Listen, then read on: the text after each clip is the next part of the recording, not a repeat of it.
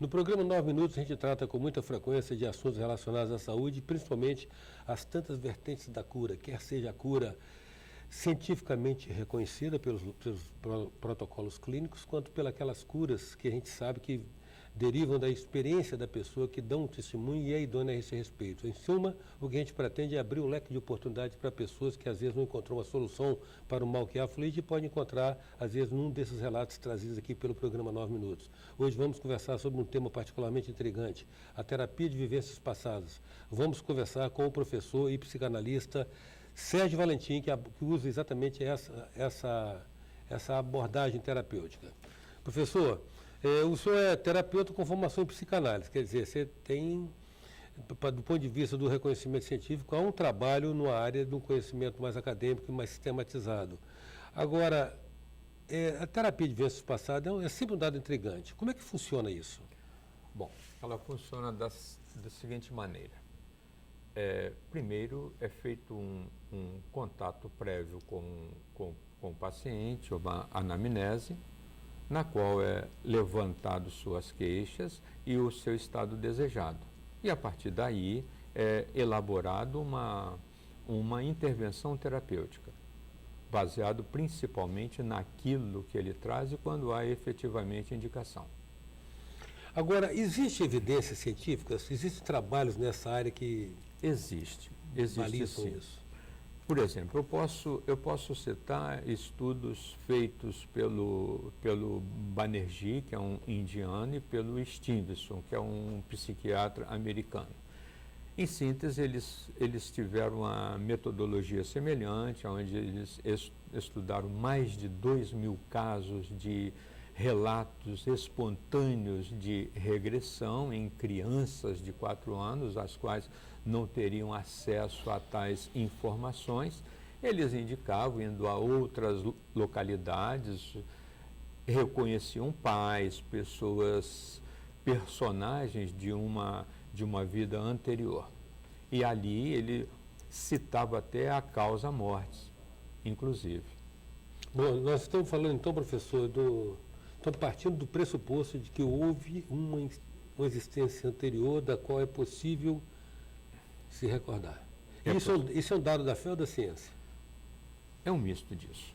É um misto, né? Atualmente já se aponta nisso de uma forma muito séria, onde isso é abordado já principalmente aqui pela Associação Médico Espírita no Brasil, aonde são feitos estudos sobre isso e também pela experiência profissional de cada profissional também. Ou seja, na verdade estamos falando de reencarnação. Sim, é uma possibilidade. Uma possibilidade. Bom, o senhor mencionou no começo que o senhor faz anamnese, colhe as queixas do paciente e o que ele considera estar desejado. Mas como é que é esse procedimento? Como é que a pessoa rebobina essa existência dele até chegar no momento anterior? Vamos supor, ele traz uma queixa. Ao investigar essa queixa com a terapêutica adequada, ele é levado ao que nós damos o nome de causa raiz ou evento primordial. Ali é reelaborado as emoções da qual ele ficou refém. Suponhamos, a pessoa teve uma vivência muito intensa de um medo. Em nome disso, enquanto considerando a chamada emoção negativa como um evento em si mesmo inacabado, não entendido, ele toma uma decisão que o limita. E aí ele generaliza essa sua decisão. E ele traz conteúdos como tal para esta existência. À medida que aquilo é reelaborado, ele é ressignificado, reentendido e aceito, aí sim existe uma grande possibilidade de cura. Agora, reviver o trauma, ou o trauma raiz que o senhor falou, Causa raiz. A causa raiz, o trauma original, né? Sim. De qualquer maneira, é um movimento extremamente delicado, né? Exatamente. Por isso que é necessário ter um conhecimento muito bom na área de hipnose, de hipnoterapia, aonde ele pode ter recursos para elaborar isso protegido e confortavelmente. Tá. Agora, o senhor parte para a terapia como a primeira abordagem ou tenta, a partir dos próprios conteúdos trazidos pelo paciente, encontrar traumas mal resolvidos, mas nesta vida? Aí é possível também usar de técnicas de regressão como outras técnicas de hipnose, entendendo que a regressão é uma possibilidade, é um fenômeno hipnótico como existem outros, é uma possibilidade terapêutica que nem sempre ela é usada. Quer dizer, o senhor dispõe nesse caso de uma opção, de um leque de outras possibilidades, de abordagens. Com certeza. Tá, agora, na verdade, quando a pessoa relata sintomas ou sinais, o senhor trabalha a partir de um diagnóstico, uma constatação objetiva? Sim, claro que existe. É investigado aquela história, as suas queixas, é investigado também o que o levou a isso e as suas tentativas de cura. A partir daí, sim, é elaborado um projeto terapêutico onde isso é abordado. Em 9 minutos, nós estamos conversando com o professor, terapeuta e psicanalista Sérgio Valentim. A gente volta já.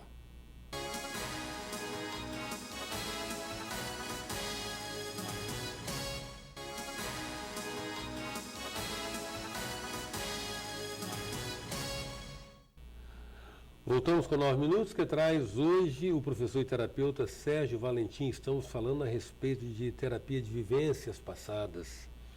Professor, as ditas manifestações do inconsciente coletivo, o conceito do inconsciente coletivo, porque nessa área da ciência da mente tem várias verdades, digamos assim, vários autores, né? O Jung nos trouxe esse inconsciente coletivo, que parece que a experiência humana confirma aqueles arquétipos que estão aí presentes, né?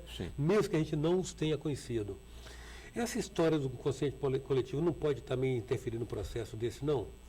A pessoa tem lembranças de que não são delas? Pode sim, mas o que é feito terapeuticamente? Aquilo que o cliente traz é utilizado em seu favor, em seu proveito.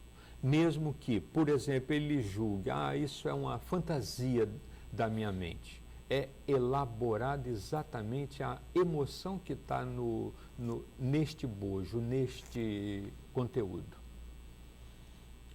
A palavra emoção, ela é bem determinante, né? Ela é bem determinante porque ela gera também uma decisão limitante, que limita a vida da pessoa.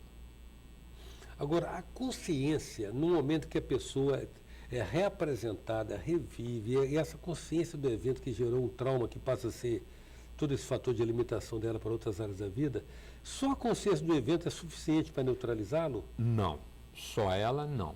Existem revivências, por exemplo, um afastamento da cena enquanto técnica, que a gente chama uma técnica hipnótica de dissociação, não naquele sentido psicanalítico. Ele se vê de fora e ele ressignifica aquele fato, ele faz uma recompreensão disso aí, ele reentende essa coisa. Ou seja, mas traz para o nível da consciência. Ele traz ao nível da consciência, ou seja, ele torna consciente aquilo que estava no inconsciente. No porão, estava lá no porão. Exatamente. Professor, as indicações, para que assuntos, para que tipo de problemas de saúde orgânica ou de distúrbios mentais que essa técnica é mais eficaz? Por exemplo, depressão, baixa autoestima, anorexia, bulimia, ansiedade, síndrome do pânico, fobias, doenças psicossomáticas, tais como gastrite, esofagites, etc. Na verdade, o uso da hipnose, esse recuo a partir da hipnose, isso permite outras abordagens terapêuticas de ressignificação também, né? Com certeza, existe sim. Aí é feito o uso por aquilo que o cliente traz. Então você utiliza de técnicas até da própria PNL também, da própria programação neurolinguística, entre outras. E outras formas de elaboração de conteúdos emocionais muito fortes, tais como uma catarse, uma aberração. Por exemplo, um choro, algo assim muito forte. Então, exercitado outras formas de elaboração. O senhor falou da abordagem de cura como um projeto terapêutico. No caso desse, existe uma sequência de sessões? Existe um processo de começo, meio e fim? Existe sim. Normalmente, nós vamos por uma queixa, por um estado desejado. Entretanto, existe todo um enredo feito. Tivéssemos tempo, poderíamos estar falando até sobre um caso clínico completo, aonde foram feitas em torno de umas 9 regressões e com cura total. Agora, professor, para muitas vertentes dessa filosofia, que inclusive que não se aceita como religião, mas como filosofia, do reconhecimento de vidas pretéritas, vidas anteriores, males que eventualmente nos afligem nesta vida, são colheitas de praticados da vida anterior, ou seja, não há como tratar, não sei aceitá-los. Como é que você vê isso? Bom, existem fatos, existem traumas que estão presentes nesta vida atual. E existe até, como já foi abordado aqui anteriormente, a possibilidade desse trauma estar contido em uma vida passada. É aquilo que o próprio Banerjee chamou de, me falta o termo,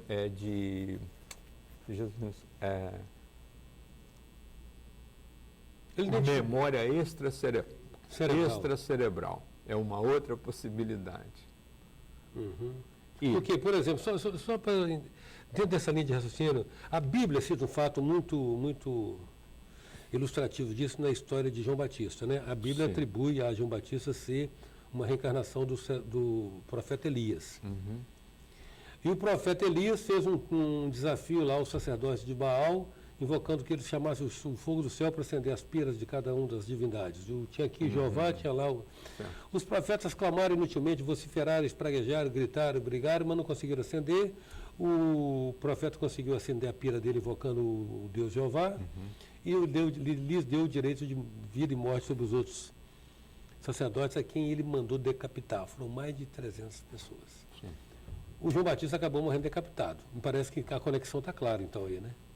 Normalmente se percebe uma coerência muito grande com a queixa, com a história, com aquele enredo e também com a conclusão disso e como a pessoa revivencia isso de um modo novo. Na verdade, eu te digo, Eustáquio, como que uma libertação mesmo. Professor, muito grato pela sua presença aqui, sua disponibilidade de vir cá conosco, falar conosco a respeito desse assunto. Obrigado. Em 9 minutos, a gente contou com a presença do professor, terapeuta e psicanalista Sérgio Valentim. Até já.